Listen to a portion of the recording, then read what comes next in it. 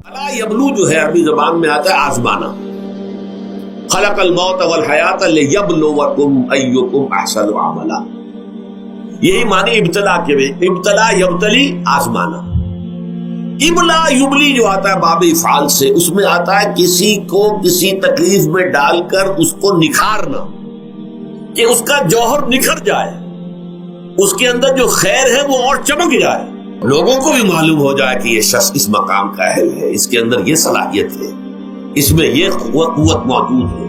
تو یہ گویا کہ اہل ایمان کی صلاحیتوں کو نکھارنے کے لیے اور ان کے درجات کی ترقی کے لیے بھی اللہ تعالیٰ دنیا کے اندر یہ مصیبتیں اور امتحانات جو ہیں آزمائش کے حوالے سے افراد پر بھی اجتماعی طور پر بھی لاتا ہے. اور ایک اس کا اور بھی ہے، اہل ایمان پر اس طرح کے ابتلاء و آزمائش کی ایک نوعیت اور بھی ہے، اور وہ یہ ہے کہ جو بھی آپ سے غیر ارادی طور پر یا یہ کہ آپ نے کوئی گناہ ارادی طور پر بھی کر لیا، اللہ تعالیٰ اس کی سزا اسی دنیا میں دے کر آخرت کی سزا سے محفوظ کر دے. گویا کہ اس سے بڑا خیر کیا ہوگا؟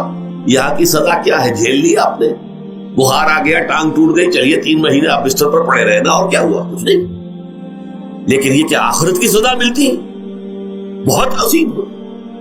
لہذا کفارہ بناتا ہے اللہ تعالیٰ گناہ، ان جو بھی گناہ ہو گئے ہیں، غلطیاں ہو گئی ہیں، ان کا کفارہ اللہ تعالیٰ بندہ مومن کے لیے. حضور کی ایک حدیث ہے، اس کا متن مجھے اس وقت یاد نہیں ہے، کہ مومن کا معاملہ عجیب ہے. اسے کوئی تکلیف پہنچتی ہے، صبر کرتا ہے، اس کے گناہوں کا کفارہ بن جاتا ہے، اور اگر کوئی خوبی ملتی ہے اس پر اللہ تعالیٰ کا شکر ادا کرتا ہے، اس کے درجات بلند ہو جاتے ہیں. تو یہ معاملہ جو ہے اللہ تعالیٰ کی طرف سے بندہ مومن کے حق میں خیر، کہ در حقیقت اس کے ان گناہوں کی پاداش کہ جو اس نے یہاں کر لیے ہیں، یہی دنیا میں دے کر دھو دیا جائے، پاک کر دیا جائے. جیسے آپ کو معلوم ہے دھوبی جو ہے کپڑے کو بھٹی میں چڑھاتا ہے، گرم پانی میں ڈالتا ہے کہ ڈالتا ہے تاکہ اس کا میل نکلے، اس کے آگے پٹکتا بھی ہے ذرا اس کو تاکہ وہ میل اچھی طرح چھٹ جائے اس سے.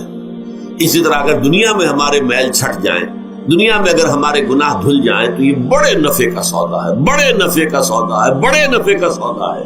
اس اعتبار سے آپ غور کیجئے کہ اگر یہ حقائق ہمارے سامنے رہے تو کیا کوئی تکلیف دنیا کی ہمیں بھاری محسوس ہو؟ ہمیں تو بتایا یہ گیا ہے کہ عسیٰ ان تکرہوا شیئا وہو خیر لکم وعسیٰ ان تحبوا شیئا وہو شر لکم واللہ یعلم وانتم لا تعلمون.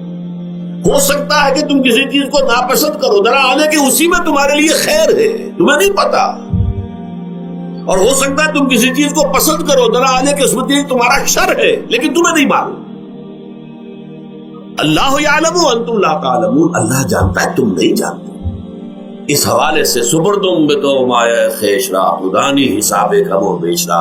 اے اللہ، اس کو کہتے ہیں تفویض. یہ سورہ تغابن کے 10 میں یہ تمام مضامین تفصیل سے آتے ہیں کہ ایمان کے جو باطنی ثمرات ہیں اس میں سب سے پہلے مقام رضا ہے، پھر تفویض، توکل ہے. آپ محنت کر رہے ہیں، محنت کر رہے ہیں، محنت کر رہے ہیں، نتیجہ نہیں نکلا. ایک نتیجہ یہ نکلے، ایک بچے نے بہت محنت کی، دن رات کام کیا، فیل ہو گیا امتحان. اب صدمے سے کمر ٹوٹ سکتی ہے اس کی، لیکن نہیں، ہو سکتا ہے کہ اللہ تعالیٰ نے اسی میں میرے لیے خیر رکھی. اس لیے کہ ہماری محنت سے کچھ نہیں ہوگا، ہمارے مادی وسائل سے کچھ نہیں ہوگا، ہوگا اللہ کے اذن سے، اللہ کی مرضی سے، اللہ کی مشیت سے. یہ ہمارے لیے خاص طور پر اس اعتبار سے بہت اہم نکتہ ہے.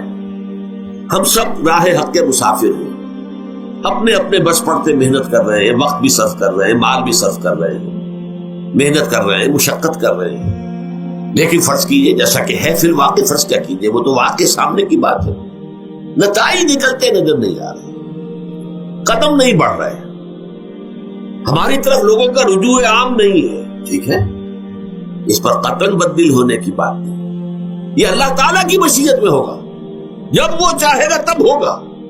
ہمارا کام یہ کہ اپنا فرض ادا کیے چلے جائیں بس، اور نتیجے سے بالکل ذہن کو اپنے منقطع کر لیں، ذہن کا کوئی تعلق آپ کے نتیجے کے ساتھ نہ رہے. یہ جب تک کیفیت ہماری نہیں ہوگی، ہم اس راہ پر استقامت اور مدام اس پر محنت اور جد و جہد کرنا جو ہے وہ ہمارے لیے ممکن نہیں رہے.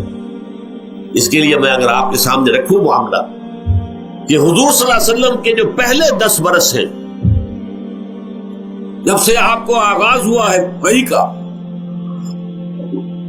اس کے بعد سے پہلے 10 برس دن رات کی محنت، شدید مشقت، یہاں تک کہ اللہ بھی روک رہا ہے نبی آپ اپنے آپ کو ہلاک کر لیں گے، لعلک باخع نفسک الا یکونوا مؤمنین، کیا آپ اپنے آپ کو اس صدمے میں ہلاک کر لیں گے؟ یہ مان نہیں لا رہے، اس قدر صدمہ۔ لیکن اس کے ساتھ یہ ہے، یہ نہیں ہے کہ نتیجہ نہیں نکل رہا تو کام چھوڑ کے بیٹھ جائے، نہیں، معاذ اللہ معاذ اللہ، نتیجہ نہ نکلے تو حضرت نوح علیہ السلام کی عمر بھی اگر حضور کی ہوتی 950 برس بھی حضور دعوت دیتے تھے، آپ کا کام تھا، آپ کا فرض تھا۔ حضرت نوح علیہ السلام بھی تو آخر اللہ کے ایک بندے تھے، اللہ کے رسول تھے، 950 برس تک دعوت دی۔ وَلَبِثَ فِيهِمْ أَلْفَ سَنَةٍ إِلَّا 50 عَامًا، یہ تو ہم مانتے ہی نا، اگر قرآن کے اندر نص قطعی صریح الفاظ نہ ہوتے کہ 950 برس تک رہے، ورنہ یہ بات سمجھ سے باہر آتا رہے۔ عام طور پر معلوم ہوتا ہے کہ اس دور میں ابھی عمر زیادہ تھی لوگ۔ بہرحال جو میں نے عرض کیا تھا کہ دکھ جس سے انسان متاثر ہوتا ہے، اس کی ایک قسم وہ ہے کہ جو ہمارے ارادہ اور اختیار سے باہر، اللہ کی مشیت سے، اللہ کے اذن سے، اللہ کی مرضی سے آتا ہے، اس کے لیے ہمارا کام صرف برداشت ہے۔ جو شے بھی ہمیں برداشت کی صلاحیت عطا کر دے وہی اس کا علاج ہے۔ جیسے آپ کو معلوم ہے کہ بخار بہت تیز چڑھا ہوا ہے، اس کی دوا نہیں ہے اسپرین یا کوئی اور پیراسیٹامول، بخار کی شدت کو کم کر دے، وہ کوئی علاج نہیں ہے۔ علاج تو ہوگا اگر معلوم ہو کہ کون سے جراثیم ہے، کس کی وجہ سے ہے، اس کا صحیح اینٹی بایوٹک کون سا ہے، وہ علاج ہوگا۔ یہ علاج نہیں ہے، لیکن اس کی شدت کی کمی اور اس کے اندر جو احساس ہے جھیل جانے کا، وہ انسان کے لیے آسان ہو جاتا۔ یہی مضمون آیا ہے سورہ حدید میں بھی، ما اصاب من مصیبت فی الارض ولا فی انفسکم، یہاں کھول دیا اس مضمون کو۔ میں نے عرض کیا تھا نا کہ یہ آفت سماوی بڑے پیمانے پر بھی ہو سکتی ہے، زمین میں یعنی زلزلہ آ گیا، فلڈ آ گیا، طوفان آ گیا، ولا فی انفسکم، خاص تمہاری جان میں، تمہیں بخار ہو گیا، تمہیں ٹی بی لگ گئی، تمہیں کوئی اور بیماری آ گئی، تمہیں کینسر ہو گیا، معاذ اللہ ہوتا ہے، آخر ہوتا ہے، دنیا میں انسانی زندگی کے ساتھ یہ ساری چیزیں لگی ہوئی ہیں۔ لیکن یہ چیزیں ما اصاب من مصیبت فی الارض ولا فی انفسکم، نہیں پڑتی تم پر کوئی پڑنے والی کوئی مصیبت، کوئی تکلیف، نہ پوری زمین میں بڑے پیمانے پر، نہ تمہاری جانوں میں انفرادی سطح پر، الا فی کتاب من قبل ان نبرأھا، مگر یہ کہ وہ تو ایک کتاب میں، کتاب اللہ کے علم کی کتاب، ام الکتاب، اس میں پہلے سے درج موجود ہے۔ یہ الٹ اپ نہیں ہو گیا، یہ اچانک نہیں ہو گیا۔ آپ اچانک سمجھتے ہیں کہ صاحب میں تو جا رہا تھا، اچانک ٹرک نے آ کے مجھے دھکا مار دیا۔ اچانک کوئی شے یہاں نہیں ہوتی، اس کائنات میں پتہ تک نہیں ہلتا جب تک کہ اس نے رب نہ ہو۔ اچانک کا کیا سوال؟ در حقیقت جو ہوتا ہے وہ اللہ تعالیٰ کے علم میں پہلے سے ہے، علم کامل، ما کان وما یکون، جو کچھ ہوا ہے، جو کچھ ہوگا، مستقبل، ماضی، کل کا کل، آنے واحد میں اللہ کے علم میں موجود ہے۔ لہذا یہاں اچانک کچھ نہیں ہوتا، جو بھی آیا ہے اللہ کے علم سے آیا، اور یہ پہلے سے اللہ کے علم کے اندر موجود تھا، لکھا ہوا تھا، الا فی کتاب من قبل ان نبرأھا ان ذلک علی اللہ یسیر۔ یہ تمہیں تو مشکل نظر آئے گا لیکن اللہ پر بڑا آسان ہے، اللہ کا علم کامل، ما کانا ما یکون کو حاوی ہے۔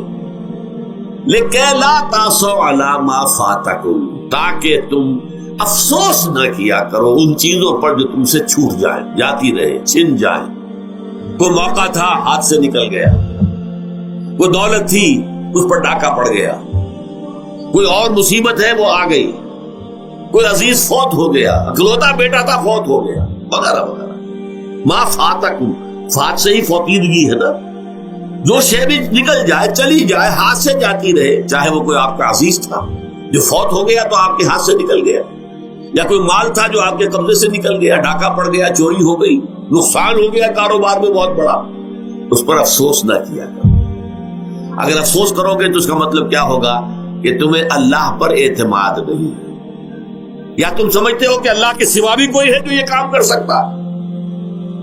کائنات میں تو ایک ہی کی مرضی چلتی ہے، وہ ہے اللہ۔ لہذا اگرچہ وہ کسی کے ذریعے سے تکلیف آپ کو پہنچی ہے، کسی نے آپ کو پتھر مارا ہے، وہ پتھر ہو سکتا ہے آپ کو نہ لگتا، لگ گیا ہے تو اللہ کے فیصلے سے لگا ہے، اس کا باپ بھی نہیں پتھر مار سکتا آپ کو اگر اللہ کا اذن نہ ہو. لہذا آپ پتھر مارنے والے کو بھی مجرم سمجھیے، ٹھیک ہے، اس سے بھی قصاص لینے کا آپ کو حق ہے، لیکن یہ جان لیجئے کہ جو آیا ہے پتھر وہ اذن رب سے آیا. اب ظاہر بات ہے کہ اگر یہ کیفیت ہوگی تو غصہ اتنا نہیں ہوگا اس شخص پر کہ جس نے یہ کام کیا ہے، بلکہ ہو سکتا ہے آدمی مسکرا کے رہ جائے. جیسے کہ وہ میں واقعہ سناتا رہا ہوں اپنے دروس میں کہ ایک درویش مرد صاحب بھی جا رہا تھا، جو رب کرے سو ہو، جو رب کرے سو ہو، جو رب کرے سو ہو. کسی شخص نے پتھر اٹھا کر دے مارا، اس کے سر پہ لگ گیا کہ اس نے پیچھے پلٹ کر دیکھا کس نے مارا. اس نے مجھے کیا دیکھتے ہو، جو رب کرے سو ہو، یہ تو رب کے مارے. اس نے کہا مجھے تو یہ پتھر رب کے مارے ہی لگا ہے، لیکن میں دیکھ یہ رہا تھا بیچ میں کس کا منہ کالا ہو گیا، اپنے لیے کس نے ایک گناہ کما لیا، اپنے لیے کس نے ایک مصیبت جو ہے وہ مول لے لی، وہ بیچ میں تم آ گئے ہو. پتھر اللہ کی طرف سے آیا ہے، لیکن اس کا عذاب، اس کا وبال تم پر آ گیا.